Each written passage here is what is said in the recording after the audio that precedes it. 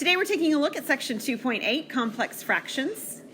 The thing I want you to remember is that division is the same as multiplying by the reciprocal. It's going to be a really key component in what we're doing today. All right, so for those of you who are joining us online, you'll see that we've already got some of these pieces already started because my video interrupted. So let me just run through with you what we have done on the screen this screen with problems 1 and 2 so far. 5 over 3 divided by 3 could be written in this other form right here as 5 over 3 divided by 3 this way. And if division is the same as multiplying by the reciprocal, I can multiply instead by the fraction 1 over 3. If I multiply across the top, I get 5, and multiply across the bottom, I get 9, and that's irreducible. I can do the same thing on problem number 2. This is actually 3/5 divided by 9/14, so I can write it like this. Division by the fraction 9 over 14 is the same as multiplication by 14 over 9. If you want, you can multiply straight across the top and straight across the bottom and then reduce, or you can do some reducing sort of midstream and notice that the 3 and the 9 both divide by 3. So that's where we are in this particular problem so far. So if I multiply across the top now, 1 times 14 is 14, 5 times 3 is 15, and 14 over 15 is in simplest form. Any questions on either of those? Okay. Now, how does number 3 change things? Not only do I have fractions on the top and the bottom, I also have addition there, right? And it does matter.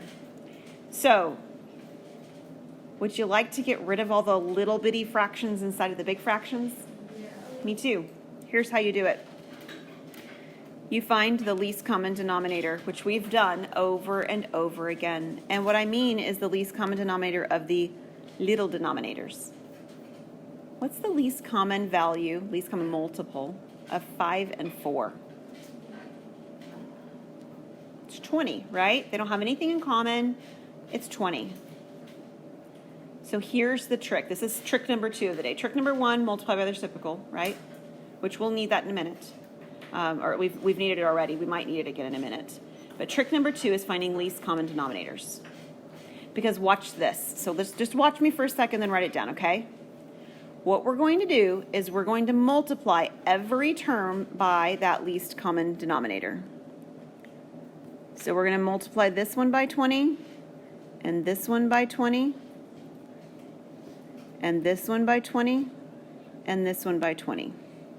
All of them. If it helps you to write it out more clearly, please take a step and write it out. But here's what will happen. 20 times 1 is 20. The reason that I'm choosing this is because it's going to cancel out the denominators. This 5 and this 20 cancel and leave me with a 4. Now I have negative 7 times 4, which is negative 28. And there are no little denominators in the numerator any longer. Okay? When you times the 20 by the 5 and then you got 4. I didn't multiply it. Stop just a second, Haley. You said I multiplied it, but I didn't multiply it. What I did is I multiplied 20 over 1, and I canceled it along a diagonal. Okay. The 20 and the 5 both had something in common, namely a 5. So I reduced each one of them by 5. Now, if you don't want to do that, you can multiply across the top, multiply across the bottom. You can say 7 times 20 and then divide it by 5. You're still going to get 28 no matter what. Okay? So if it helps you do it that way, then do it that way. Again, the whole reason I picked the 20, notice here on the denominator, is that it's going to cancel with the itty-bitty denominators, right?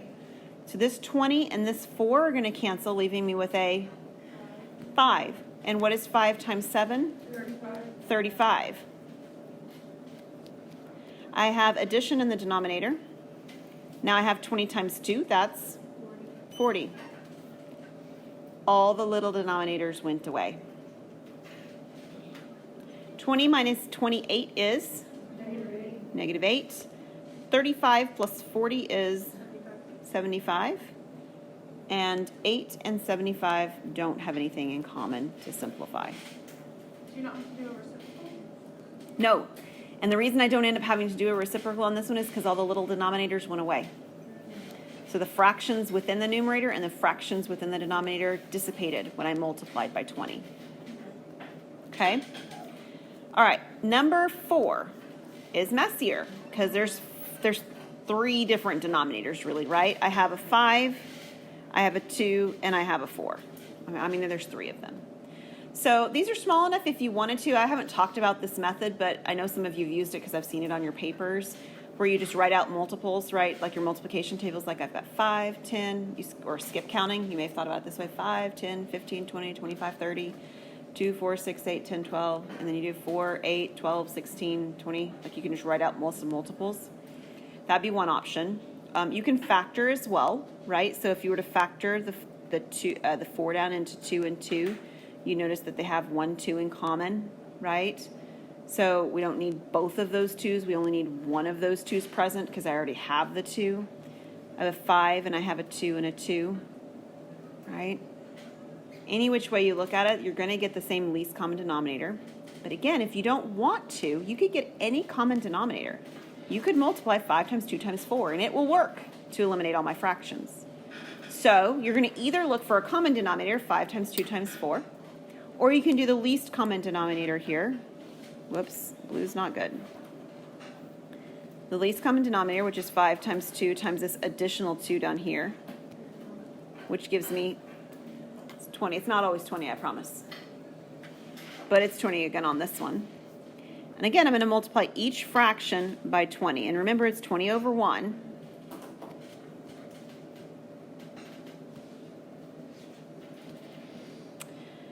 Okay, so on the top,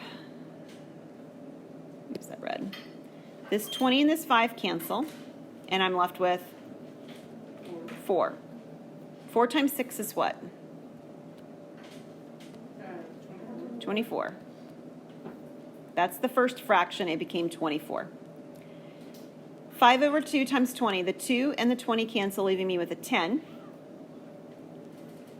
It's subtraction, but 5 times 10 is 50. Again, if you don't want to do that, just multiply 5 times 20 and then divide by 2. That's fine. Multiply across the top, multiply across the bottom, then divide. Yep, Kenny? When you were finding the least common denominator, why did you only use 2 2's when there was 3? Because one of them they have in common. This 2 is in common with that 2, so it's already represented once. It's kind of like what we had done before. I didn't show it. Maybe I should have. Where we said, hey, look, there's a 2 and there's a 1 here, and we canceled out one of them that they had in common. That's what we were doing. And we were saying, what piece do they not have in common? So there's a pair, you count as 1. yes, exactly. And if you overcount it, right, like let's say that you did that, you thought, well, there's 2 2's there, so I'm going to count all, or 3 2's there, so I'm going to count all 2's. You'll get the same answer. You're just going to be dealing with slightly larger numbers through the process. And so you would have gotten a 40, and you'd multiply each of your fractions by 40, and they would still end up deleting or eliminating all the denominators. This 20 and this 2 cancel again, leaving me with 10, excuse me. 10 times 3 is 30. Subtraction in the denominator. Last piece, I have the 4 and the 20. 5. And then 5 times 5 is 25. All right. 24 minus 50. Negative 26. 30 minus 25. 5. But they don't reduce, right? So we're stopped.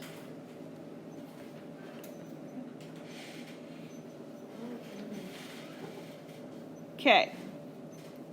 We're going to move on to 5. Moving on to 5 and beyond is the same thing. I just have variables in it now. But all the processes still work the same. Now on number 5, what you'll notice is that I have a single fraction on top and a single fraction on bottom. What did I do over here when I had a single fraction on top and a single fraction on bottom? What was it? I multiplied by the reciprocal. We're going to do the same thing here. So I'm going to take x plus 4 over x minus 5, and I'm going to multiply by the reciprocal of this. That's 5x to the 4th over x plus 4.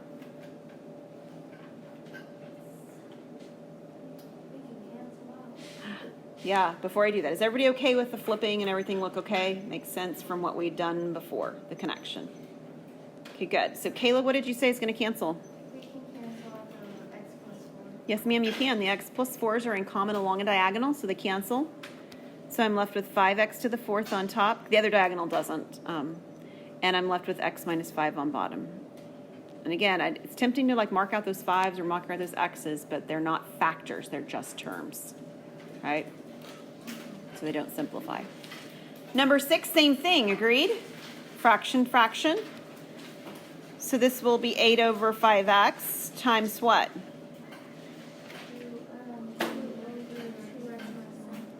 Yeah, 2 over 2x minus 10.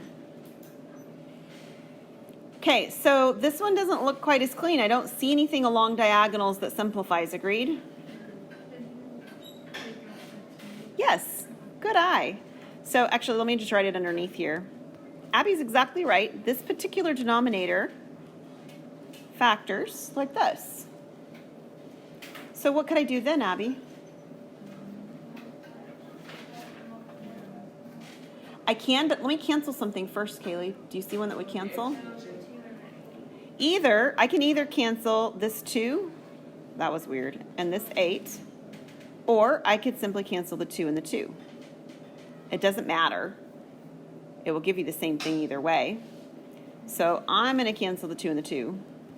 That leaves me with a 1 here. And then, like Kaylee said, we'll multiply across the top. That gives me an 8. Across the bottom, I have 5x, and I have x minus 5. I do not need to distribute them. They can stay in factored form.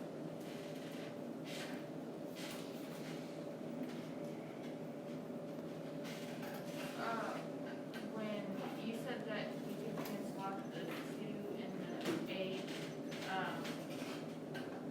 how? Yeah, like let's say that you'd canceled out. I canceled out the 2 and the 2, but I'm just trying to figure out why you'd be able to cancel like the 2 and the 8 out. Because they're on the diagonals of each other. Okay.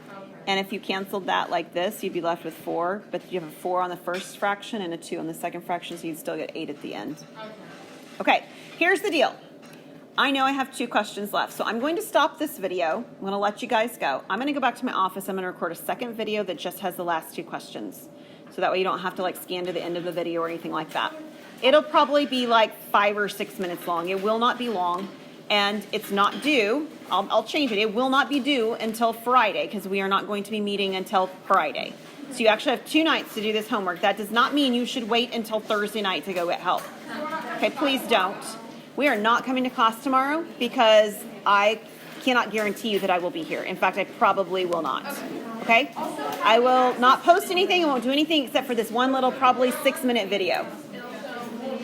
All right. I was like struggling to find the video earlier. Yeah, so if you go into Canvas, you have all the notes that you've been printing, or not notes, but you have the homeworks that you've been printing off, but there's actually a section in Canvas that's got recordings for Unit 2. That's where we are right now. Recordings for Unit 2 is what you should be accessing. There will be 2 videos, one that we just did in class today, and then there will be a second video, and it will say Part 2. It'll be very clear.